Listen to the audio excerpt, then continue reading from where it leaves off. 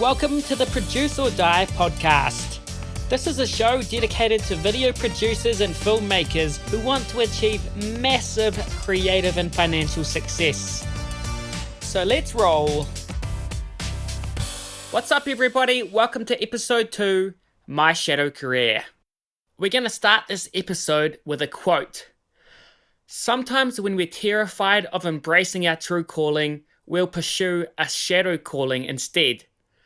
That shadow career is a metaphor for our real career. Its shape is similar, but a shadow career entails no real risk. If we fail at a shadow career, the consequences are meaningless to us. Oh ho ho ho ho! That is a good quote. That's from Pressfield, and he continues, the way to find out if you're living a shadow career is to look at your current life. Ask yourself what your current life is a metaphor for. And that metaphor will point you towards your true calling.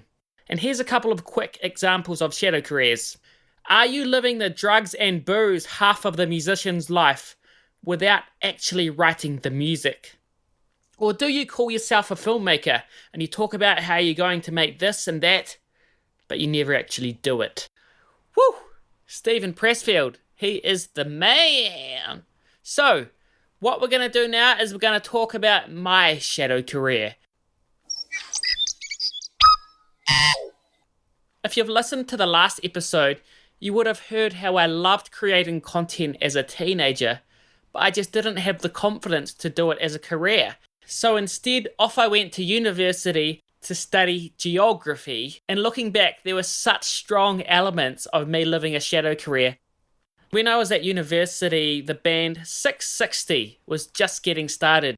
If you don't know 660, they're now New Zealand's most popular band, and they sell out stadium gigs of up to 50,000 people. My friend was actually their manager at the time, and they were looking for a new sound man. And the sound man or sound woman or sound mixer, it's the person that stands at the back of the concert room and they mix all the levels of the audio for the musicians. So, because I had an in with my friend who was the manager, and because I was intrigued with music, but I was too scared to be an actual musician, I was like, you know what, I'm going to try out to be 660 sound man. To be clear, I had absolutely no training or no experience in running a sound desk in any capacity. So the night came when I was going to be on the sound desk mixing the band. It was a sold out show, everyone was excited. The band started playing. And to my surprise, it sounded beautiful. It sounded perfectly mixed. Everyone was dancing, great atmosphere, great vibes. But then this awful high-pitched feedback just came over the speakers, and I had absolutely no control over it. So long story short, I absolutely butchered it, and I didn't get the job. So on I went. I continued studying geography at university, putting my head down and trying to ignore all of these bubbles that kept brewing up inside of me to do something creative. And at this time, although I wasn't pursuing a creative career, something very cool and very important happened to me. What happened was I met Josh, who became my content partner and producer and good friend. He was studying marketing and I was studying geography, but we both loved filming antics, and we would buy a dozen beers, put each one through the beer bong, and then spend all night mixing drum and bass on our turntables. So, although we weren't doing it full time, we still had this little creative outlet, and when we were drunk, we would share our dreams of making creative content together sometime in the future. But then morning would come and we would both go back to our academic careers. After a while, I began to feel lost and I began to feel unhappy because I knew that one day this university bubble would all end and I'd have to go out into the real world and get a real job. And when you're unhappy, you lose motivation. And I must have lost a whole lot of motivation because I got fat. When most people go to uni, they have what's called a fresher 5. Because you drink so much alcohol and you stop exercising so much and you eat way more food, people put on 5 kgs. However, I put on 12 kgs. We would go out on a Saturday night, and then after town, I would walk home Can't believe I'm saying this. I would walk home after town. I would go into Subway. I would buy a footlong. I would eat a footlong from Subway. Then I would walk across the street and I would buy a kebab. Then I would eat a full kebab. And then I would go back to Subway and get another footlong for the walk home. A few months later, I had this crazy realization. I was walking back from the dairy and I felt something swinging underneath my t-shirt. And then I realized that it was my breasts. And I stopped and I said out loud, "Oh my God, I've got tits." And that's when I realized I had put on 12 kgs. I was extremely unhappy and I was heading in a direction that I didn't even like. Not only did I have a shadow career, I had eaten my shadow too. So fast forward to the end of uni, I had been there for 5 years. I had got a master's degree. So now it was going to be even harder for me to pursue my passion because I had quite a good qualification and I had 60k of debt that I now owed. Oh no. What did I do? Of course, I got a job in resource management. I walked into the office, I was wearing a shirt and fancy pants, and I remember looking up and seeing my workmate. My workmate was probably about 10 years older than me. There was nothing wrong with him, but he just didn't look fulfilled. My heart sank, and I was like, oh my God, that's going to be me in 10 years. And I was getting paid 55 grand a year, which was pretty good back then. And I did love having money, but of course I soon got bored.